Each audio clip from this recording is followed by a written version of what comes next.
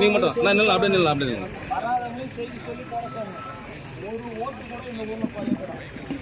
ஏன்னா 100% செய்துனே இருக்கிறோம், இன்னும் செய்யப்படுது.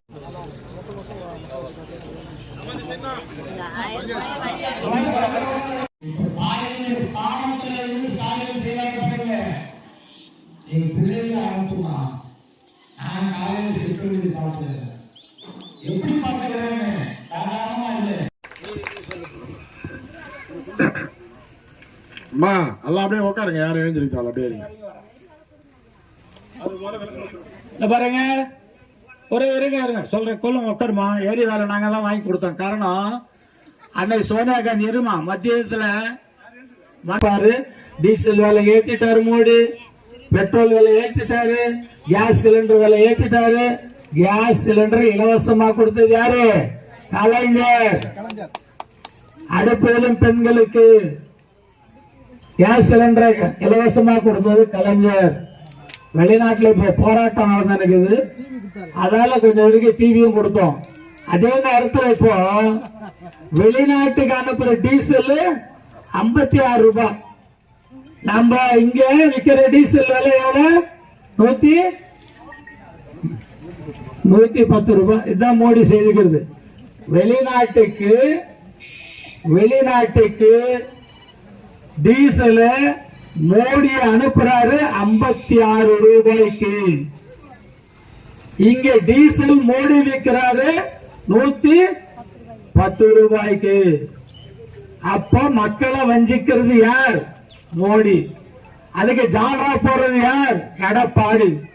அதுக்கு இன்னொரு ஜால்ரா போடுறது யார்? சின்ன ஐயா. ஐயான்னா அப்பா, அப்பாவை மறந்துட்டு சின்ன ஐயா. அப்பா மனச நோகடிச்ச சின்னையா, அப்பா மனச புண்படுத்தின சின்னையா, அப்பா பேச்ச கேட்காத சின்னையா. ஆமா, அப்பாவுக்கு நினைவு ஆற்றல் இல்லை அப்படின்னு சொல்ற சின்னையா. அப்பா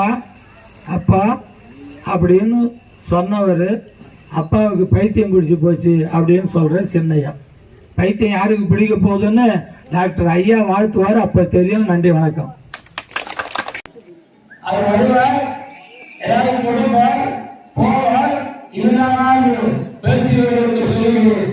நிச்சயமாக நான் வருவேன். என் வாழ்நாள் முழுவதும் வருவேன். என்னுடைய தாய் தந்தையுடைய கட்டளை நிறைவேற்றுவேன். எனக்கு போன நீதி மக்களுக்கு கொடுப்பேன். உறுதி உறுதி உறுதி.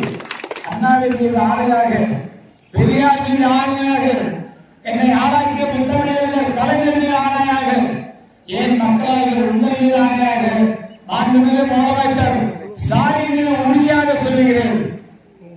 எனக்கு இறைவன் கொடுக்க எனக்கு போக மீறி மக்களுக்கு கொடுத்துவிட்டு இரு கையிலும் 2 கையிலும் இந்த மாதிரி காமிச்சிருந்தா என்னுடைய பயணம் போகும். அவர் உறுதியா இருப்பார்.